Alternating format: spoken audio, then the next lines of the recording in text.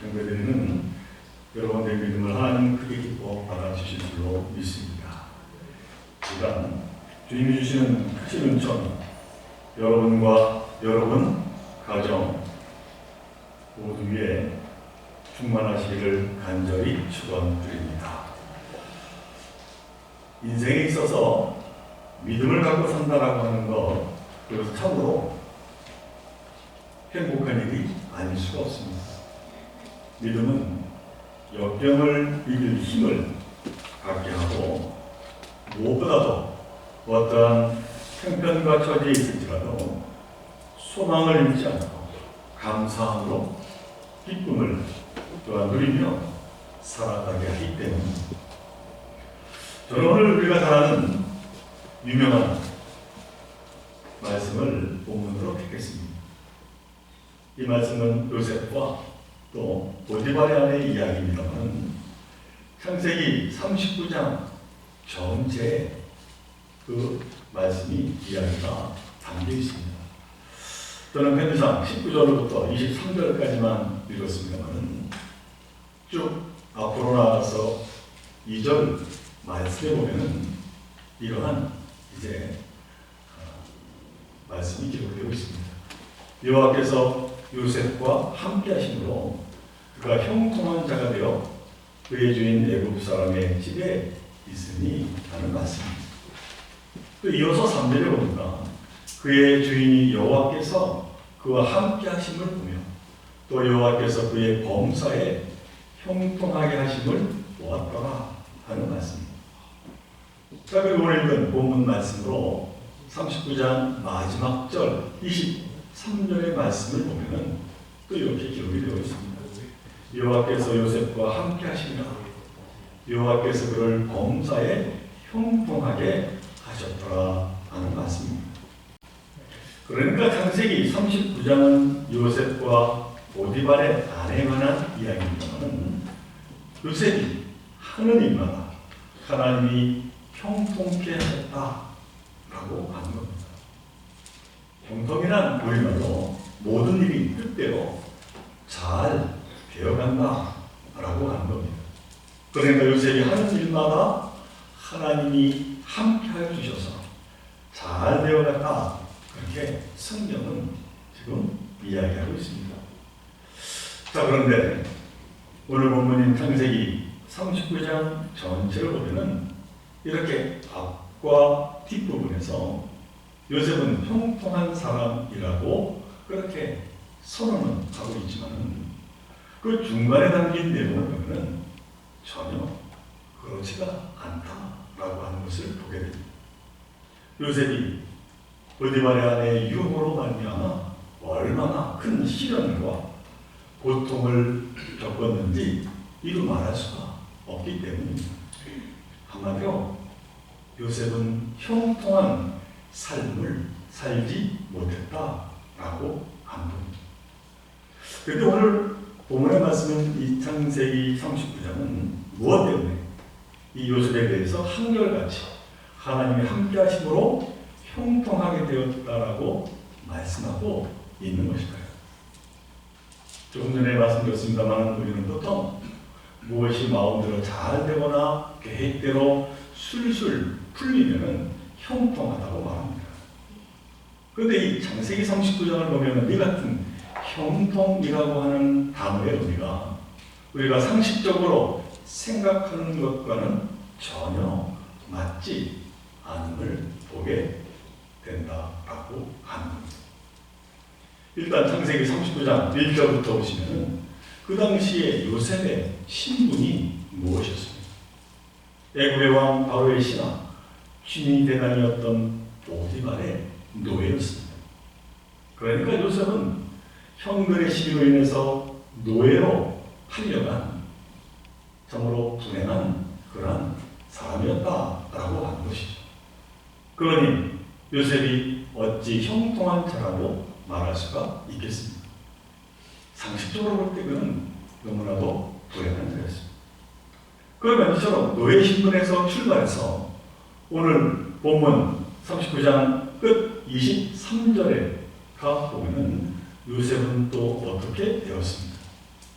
그 노예의 신분에서 벗어나서 자유인이 되었습니다. 아니면 높은 이제 고관의 자리를 차지하게 되었습니다. 그래야지만 요셉이 형통하게 되었다라고 하는 그 표현을 쓸 수 있지 않겠습니까? 그런데 이야기가 그렇게 전개되지 않습니다. 본문에 보면 요셉은 보디발의 아내의 유혹을 받게 되지만 단호하게 거절합니다. 그러자 보디발의 아내는 요셉에게 어떻게 합니까? 누명을 뒤집어 씌웁니다. 그래서는 결국 억울하게 감옥에 갇히는 신세가 됩니다. 그러니까 형통은커녕 더 어려운 처지에 이 요셉이 내몰리고 만 것입니다. 1절에서 노예의 신분에서 출발한 요셉이 23절에 가서는 더 비참한 감옥에 갇힌 노예, 거기에 죄수라고 하는 신분이 되고 만 것입니다. 그런데도 성경은 뭐라고 말합니까? 요셉은 형통한 사람이라 그렇게 기록합니다.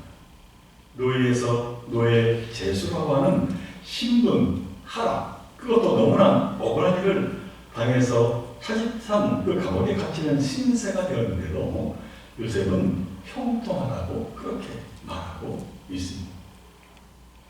우리 여기서 오늘 성경은 이 말씀하는 이 형통이라고 하는 의미가 우리가 흔히 알고 있는 의미인지 다시 한번 따져볼 필요가 있는 겁니다. 제가 처음에 말씀드렸듯이 창세기 39장에서 말하는 이 형통이라고 하는 단어는 우리가 통상 상식적으로 쓰며 우리가 말하는 그 형통과는 전혀 맞지 않는 그러한 단어라고 하는 것을 우리는 보게 됩니다. 자, 그렇다면 지금 우리가 알고 있는 이 세상에서 적용되는 형통하다 할 때의 그 의미와 성경에서 말하는 형통하다라고 하는 그 개념의 차이는 대체 무엇이겠습니까? 먼저 성경에서 말하는 이 형통이라고 하는 단어를 살펴보면 이는 서로의 관계에서 오는 관계적인 용어라고 말씀을 드릴 수 있습니다. 그러니까 하나님과 인간과의 관계에서 오는 형통함입니다. 그런데 반면에 우리가 세상에서 흔히 사용하는 이 형통이라고 하는 개념은 환경에 따라 이해하는 상황적인 용어입니다.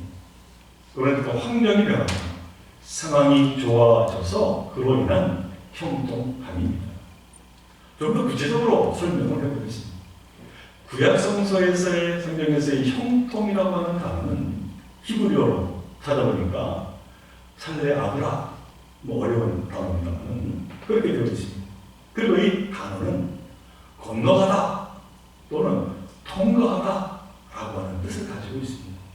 그래서 성경에서 말하는 이 형통이란 인격과 인격이 서로 소통하는 가운데 그 사이가 막히지 않고 뚫렸다 라고 하는 것을 의미하고 있습니다. 곧 하나님과 내가, 하나님과 요셉이 막힘이 없이 통하는 그 관계가 형통입니다. 그래서 오늘 본문 창세기 39장에서 이 형통하다 할 때마다 빠지지 않고 등장하는 표현이 있습니다. 제가 다시 창세기 39장 이전의 말씀을 읽어봅니다. 여호와께서 요셉과 함께 하심으로 그가 형통한 자가 되어 그의 주인 애굽의 사람의 집에 있으니, 그러니까 하나님이 요셉과 함께 하심으로 형통한 자가 되었다라고 하는 겁니다. 39장 3절의 말씀도 이와 같습니다. 그의 주인이 여호와께서 그와 함께 하심을 보며 또 여호와께서 그의 범사에 형통하게 하심을 보았더라. 그러니까 그의 주인이 보았는데 여호와 하나님께서 요셉과 함께 하심으로 요셉이 형통하게 되었다는 것입니다. 마지막 23절의 말씀, 간수장은 그의 손에 맡긴 것을 무엇이든지 살펴보지 아니하였으니 이는 여호와께서 요셉과 함께 하시리라. 여호와께서 그를 범사에 형통하게 하셨더라.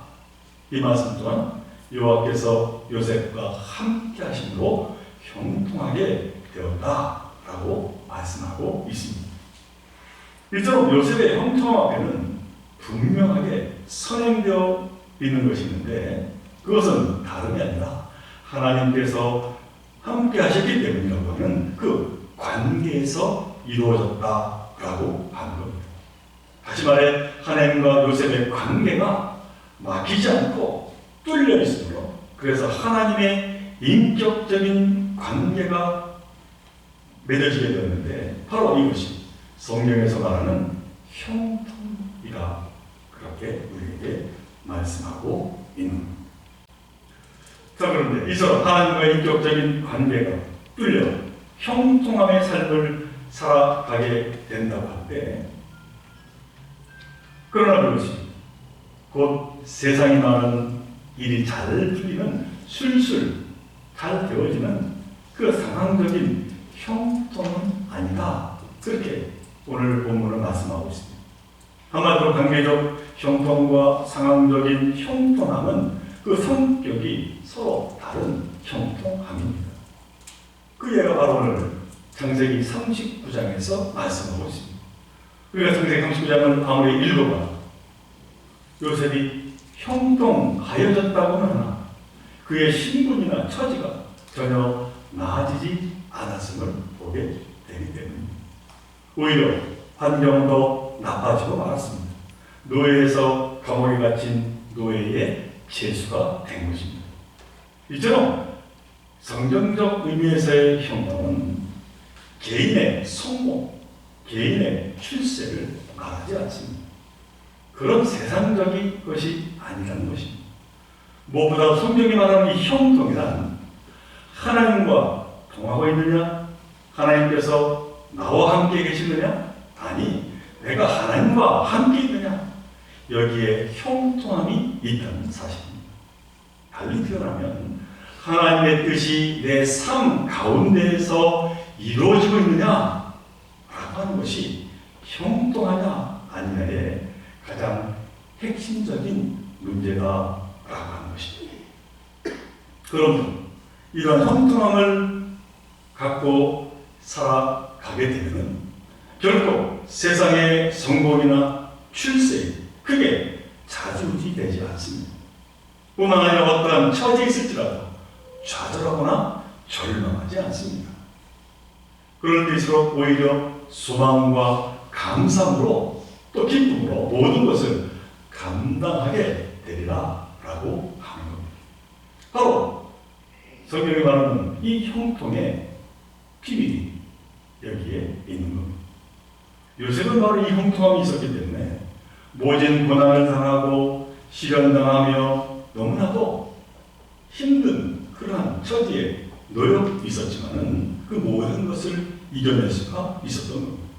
요셉은 하나님으로부터 형통이라고 하는 축복을 받아서 어떠한 상황에서도 하늘의 평강을 누리며 모든 것을 이겨나간 것입니다. 그러므로 사랑하는 성교회 성도들은 요셉처럼 무엇보다 하나님과의 인격적으로 통하는 그 삶을 사모하시기를 간절히 바랍니다. 그럴 때 그 어떠한 상황에서 흔들리지 않는 복된 삶, 곧 형통한 삶을 살아가게 됨을 잊지 마시기를 간절히 바랍니다. 자, 그런데 여기에 중요한 진리가 하나 더 있습니다. 그것은 하나님과 통하는 것이 너무나도 중요한 형통이지만 이것만으로는 2% 곧 100% 형통이 될 수 없다라고 하는 것입니다.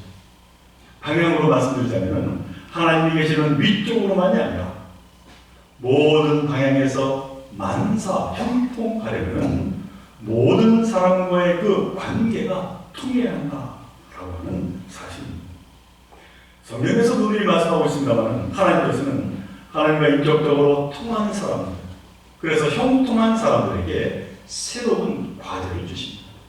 그것은 바로 하나님과 소통한 사람을 들어서 하나님의 뜻과 하나님의 사랑이 또 다른 사람들에게 전하여지고 통해지기를 원하신다라고 하는 사실입니다. 오늘 본문에서 요셉의 삶을 보면 바로 이 점이 분명히 드러나고 있습니다. 창세기 39장 5절 그 말씀을 보면 이렇게 말씀합니다. 그가 요셉에게 자기의 집과 그의 모든 소유물을 주관하게 한 때부터 여호와께서 요셉을 위하여 그 애굽의 애굽의 사람의 집에 복을 내리십니다. 여호와의 복이 그 집에 또한 그 밭에 있는 모든 소유에 미친지라 하는 말씀입니다. 이 말씀이 무슨 말씀입니까? 보디발의 집이 요셉으로 인하여 놀라운 복을 받았다라고 한 것. 하나님께로부터 형통은 요셉이 받았는데 세상이 불어나고 일이 잘 되고 그 하는 그 세상적인 복은 보디발이 받았다라고 하는 것을 말씀하고 있습니다. 참으로 흥미로운 말씀이 아닐 수가 없는 겁니다. 창세기 41장 37절 이하에 보면 요셉이 애굽의 총리가 되는 장면이 나옵니다. 그런데 여기에 보면 요셉이 애굽의 총리가 되어서 너무나 잘 먹고 잘 살았다고 결코 이야기하지 않습니다. 어렸을 때 요셉은 형들에게 잊을 수 없는 상처를 받았습니다. 형들이 요셉을 죽이려고 했었고 그러다가 노예로 팔아버렸기 때문입니다. 그래서 요셉은 온갖 고생을 했습니다마는 나중에 총리가 되어서 바로 그런 형들을 만났을 때 요셉이 이렇게 이야기하고 있습니다. 창세기 50장 20절의 말씀입니다. 당신들은 나를 해하려 하였으나 하나님은 그것을 선으로 바꾸사 오늘과 같이 많은 백성의 생명을 구하게 하시려 하셨나이다 하는 고백입니다. 그러니까 요셉이 하나님으로 말미암아 애굽의 총리가 되는 그 세상적인 형통을 누리게 된 것은 나만 잘 먹고 나만 잘 살라고 하는 것이 아니라 그로 인해서 그 가문과 더불어 많은 사람의 그 생명을 구원하는 그 놀라운 그 은혜를 나누는 바로 거기에 놀라운 하나님의 형통하심이 있게 되었다고 고백하고 있는 것. 바로 하나님이 요셉을 형통하게 하신 목적이라고 하는 겁니다. 바로 여기에 우리 기독교의 믿음의 깊이가 있는 것입니다. 나만 내 가족만 잘 먹고 잘 살고자 믿음 생활하고자 한다면 아무런 믿음 생활 없이도 잘 먹고 잘 살고자 하는 사람들과 다른 것이 대체 무엇이겠습니까? 나만 잘 살기를 희망한다면 굳이 힘들게 믿음 생활을 하지 않아도 잘 먹고 잘 사는 사람들에게 그렇게 사는 노하우를 배우는 것이 오히려 더 편하고 쉬운 그러한 길일 수도 있지 않겠습니다. 사랑하는 교회 여러분, 하나님과 통하면 가족뿐만이 아니라 세상의 복의 근원으로 서게 된다라고 하는 것을 우리는 언제나 기억해야 될 줄로 믿습니다. 하나님이 주시는 형통은 나만 위하여 뭔가를 쌓아두는 것이 아니라 하나님께서 베푸시는 그 복과 은혜를 흘려 보내는 것, 바로 그 귀한 삶을 살아가는 것임을 잊지 마시길 바랍니다. 이것이 바로 기독교의 그 믿음의 깊이다라고 하는 사실입니다. 시대에 보면 사도 바울은 이러한 형통의 비밀을 너무나도 잘 알고 있었던 것 같습니다. 그래서 로마서 8장 28절에서 바울이 이렇게 고백을 합니다. 우리가 알거니와 하나님을 사랑하는 자, 곧 그 뜻대로 부르심을 입은 자들에게는 모든 것이 협력하여 선을 이룹니다. 또 사도 바울은 빌립보서 4장 11절 13절에 이렇게 고백합니다. 내가 궁핍함으로 말하는 것이 아니라 어떤 형편에든지 나는 자족하기를 배웠노니 나는 빚전에 처할 줄도 알고 풍부에 처할 줄도 알아. 모든 일 곧 배부름과 배고픔과 풍부와 궁핍에도 처할 줄 아는 일제 비결을 배웠노라. 내게 능력 주시는 자 안에서 내가 모든 것을 할 수 있느니라 고백하고 있습니다. 모든 것, 심지어 그것이 고난과 때로는 시련일지라도 형통한 자에게는 문제가 결코 되지 않는다라고 하는 겁니다. 그리고 결국 하나님이 능력 주실 때에 그 능이 생명을 구하는 그 축복의 통로, 축복의 근원이 된다고 그는 감히 말하고 있는 겁니다. 오늘 본문의 요셉은 바로 이러한 삶을 우리에게 보이며 살아간 자였습니다. 요셉은 비록 고난과 시련의 상황 속에서도 이 형통의 삶을 놓치지 않았습니다. 총리 대신이 되어서도 바로 이러한 하나님이 주신 형통의 삶을 내려놓지 않았습니다.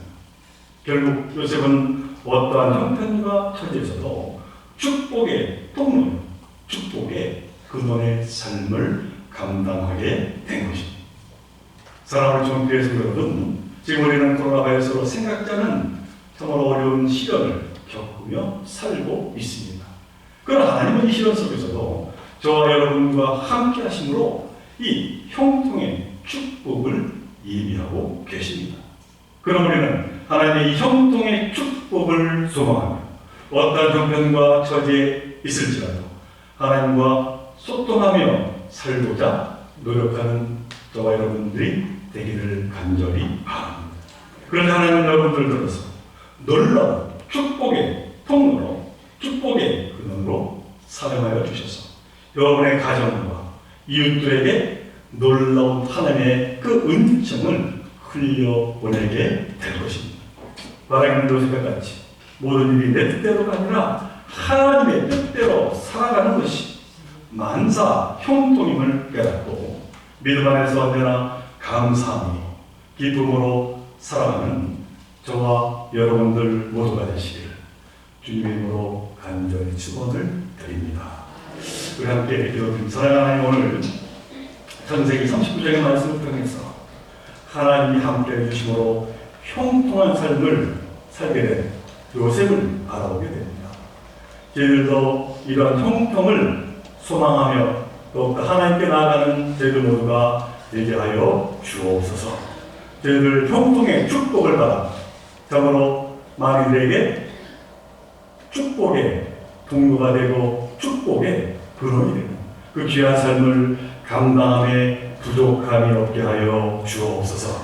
우리 좋은 교회가 그 귀한 사명을 감당하게 하여 주옵소서. 이번 것 간절히 바라볼 때마다 우리 예수 그리스도 이름으로 감사하며 기도하옵나이다.